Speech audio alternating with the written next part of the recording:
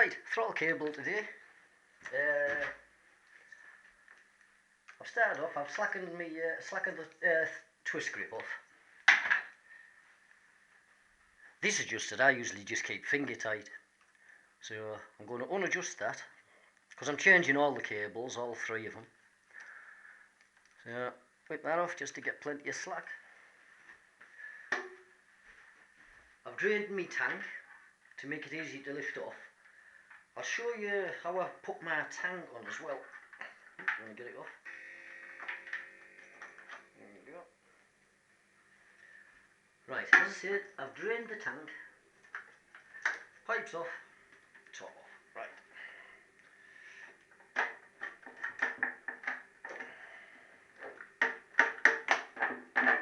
Oh, there we go. Nice and gentle. Just put this somewhere safe. This is what I've got underneath my tank. Them are the standard rubbers.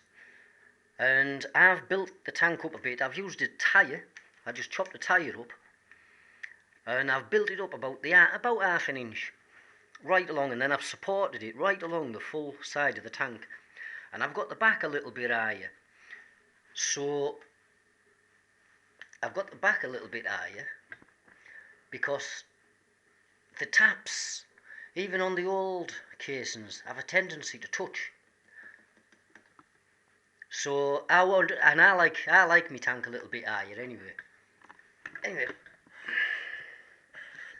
back to this. Now, as a repair on here, this is a common problem on these.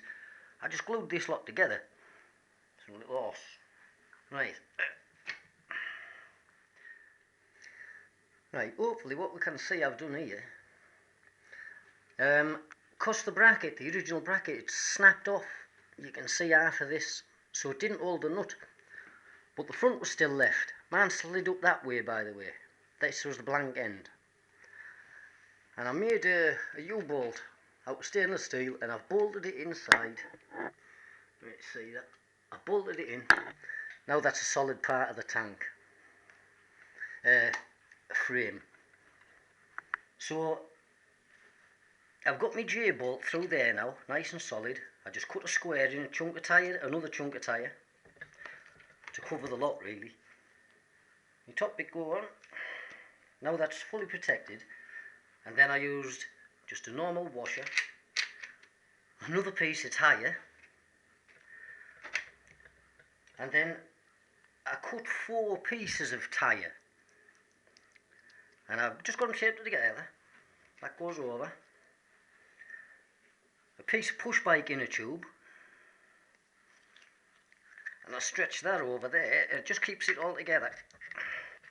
And then I usually pull that just out the top of the tank, so my thingy goes on it like that. Yeah. And then when I tighten the bolt,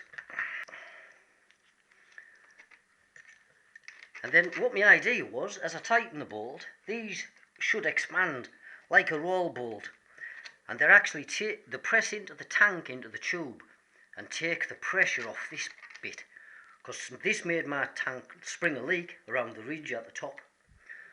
So that's how my tank's held on anyway. So,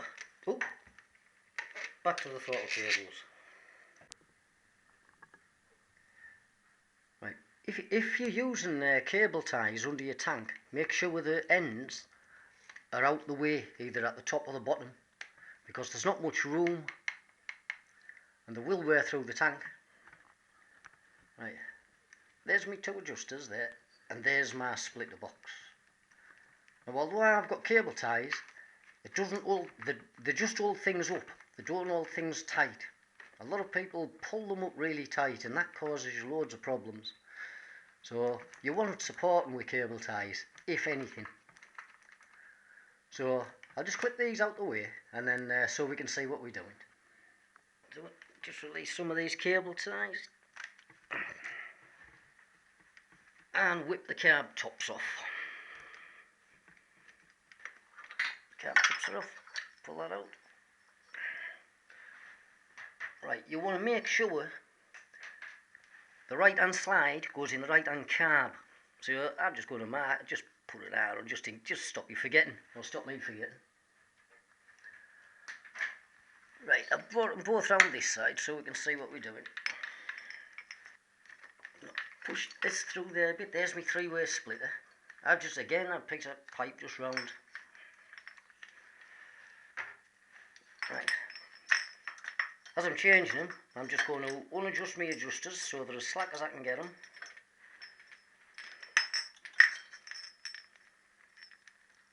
I usually hold that like that, and then with your what fingers you've got left,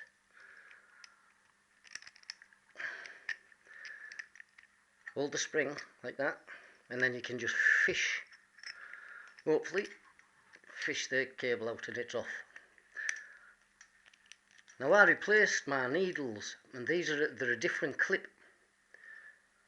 I know the original clip actually held the cable in, so you had to take the needles out first.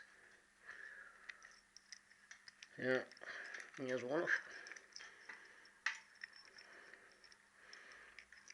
Wrinkle it up. The squishier you get it before you do out, the better.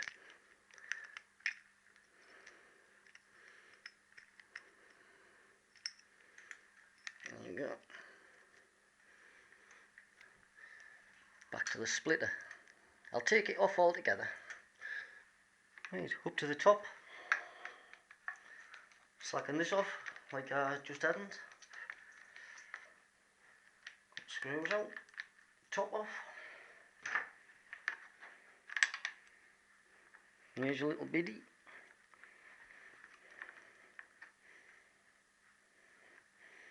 And the nipple literally just pops in the side into that hole. Let me just pull this out of the way. Into there. And it must be in that position when you bolt it all together. At the top. Don't have it inside there because it doesn't work.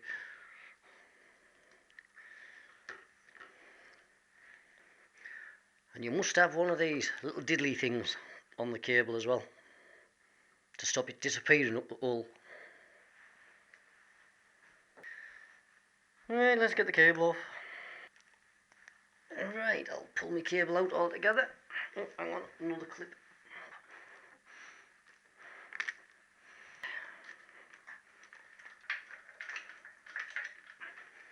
It will go through.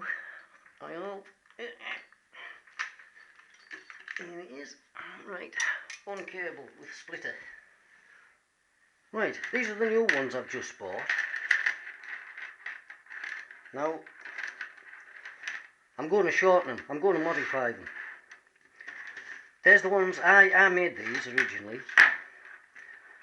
Now, if you see, they've got the adjusters on the short end. I'll show you why I'm going to change them in a minute. But it's also, they're about 4 inches too long. So I'm going to shorten these, and also I'm going to make them that way around. Right, so that means these little tiddles will go on the other end. So I'll have to see if I can get them ends off. So, right, I'll show you why I'm going to change them. Right, these are the cables I've just bought. Now they've put the adjuster closest to the carb. Now, the trouble with that is that it's going to be so difficult to keep that adjuster in a good position. To me, that is a rubbish idea, that. So I'm going to turn it round so that ends in there. And then it doesn't matter, that's the cable there. Hang on, because the cable's too long. I want my splitter box about here, and not up in the headstock as that would make it. The splitter box would be up in the headstock somewhere. So I want my splitter box there. So I want my cable shortening by about that much. So,